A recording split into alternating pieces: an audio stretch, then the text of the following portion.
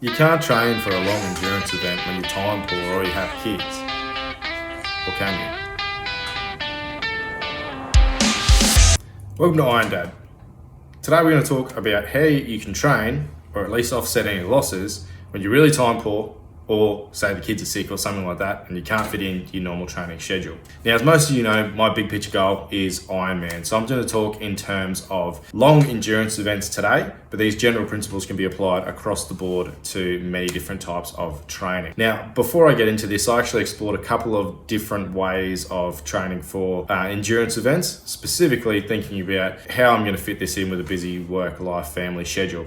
So first thing I did was read this book called The Time Crunch Triathlete. Now, this is by Chris Carmichael, who is Lance Armstrong's former coach. There's none of the pharmaceutical tips in this book, but the training methods are all there for you. Now, what I found about this book is it's based around 8 hours per week. So there's lots of intensity.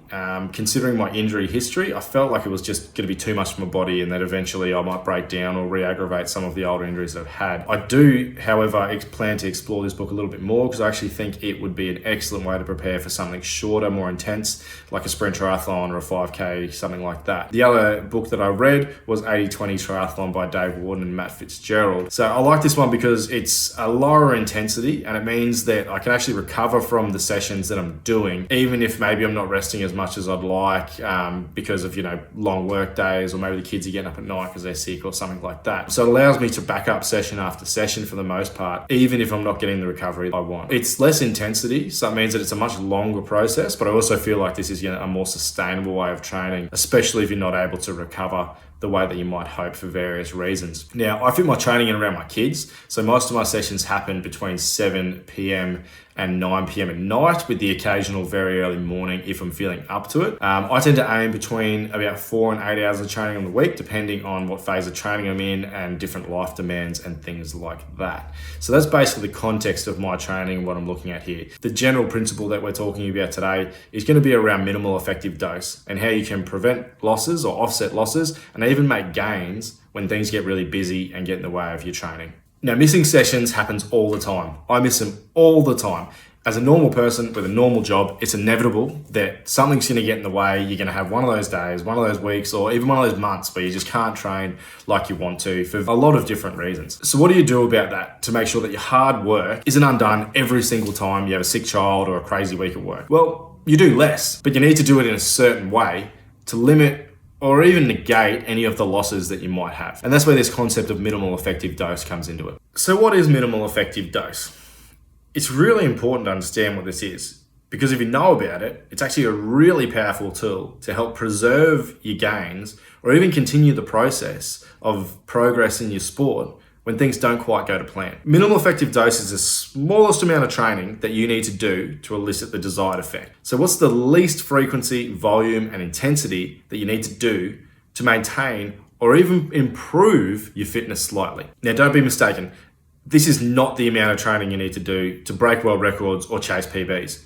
This is more to stop the wheels falling off when, for most people, they would. Now, since I'm training for an endurance sport, I'm going to put this in those terms, but the general principles can be applied across other types of training as well. So I should just do less sessions when I don't have time. Reducing frequency is the obvious way to combat a busy schedule. More days off to do the stuff that needs to be done. But how will that impact your training? So this study shows that when frequency reduction is limited to between 20 and 50%, that your VO2 max, which is about 4 to 8 minute efforts, and your long endurance, which is about 1 to 3 hour efforts, were not significantly impacted when training frequency was reduced for a 5-week period. So if you're mindful of that 20 to 50% window, that busy month at work or that kiddie cold that won't go away seems a whole lot less catastrophic. So what about just doing shorter sessions? So for a lot of us, if we break the habit of training 6 days a week or whatever it might be, we just won't get back to it. We'll fill up that time with other things. So does that mean that you can just do 6 shorter sessions and have the same results as dropping between 20 and 50% of them? The research shows us something a little bit different to frequency adjustment.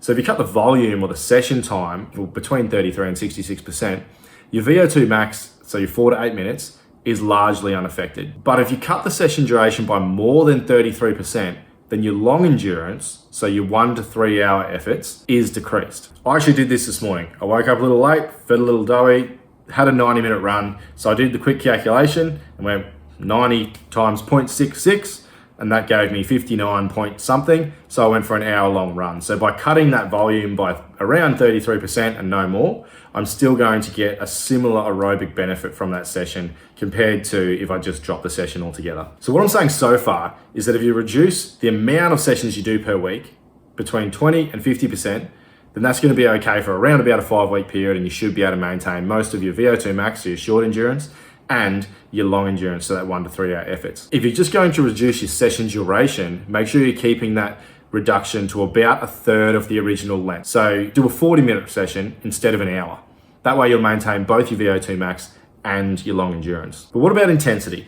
Sometimes when things get busy, you just don't feel like pushing yourself that hard. So frequency and volume, they can be reduced short term, and you can retain your gains if you know the rules to play by. Intensity, on the other hand, is a different story. If you reduce your intensity to either 60 or 80% of its original intensity, see this study below here, then your long endurance is going to be affected. The 80% test in this particular study, they were able to retain their VO2 max. However, the 60% group, so 60% of the original intensity, they did not maintain their VO2 max. So this is pretty similar to tapering theory. So when you're tapering for an event, you reduce the frequency and you reduce your volume, but you generally retain your intensity. This happens over about a 2 or 4 week period. So if you are going to modify your training, keep that intensity within 80% of your target intensity, and perhaps consider adjusting your frequency or your volume if you just don't feel like it. So what does that all mean? Clearly, intensity is king here. If you're able to maintain your intensity, you can reduce either the amount of sessions you do by between about 20 and 50%, or the length of sessions you do by about a third, and still retain much of your endurance gains. You might know that there's certain times that are going to be busy, and you might write your program accordingly to reduce those values in advance. So you're pre-prepared and you know, this week I'm going to have this big meeting, this big thing on, we're going away on a holiday, so I'm going to pre-write in my program to reduce my frequency by 30% this week, or the volume of my sessions by 33%. That's a really good way of making sure you feel prepared and in control of your training. You don't feel like you're spiraling out of control when things get busy and things get hard. Now, if that sounds way too hard for you to do, send me a message and I'm more than happy to help. So in summary, when things get busy, it's not the end of the world. Just play by the rules that we talked about today, and you can maintain your fitness. You can even make slight gains if you do it right. This has been Iron Dad. We'll see you next time.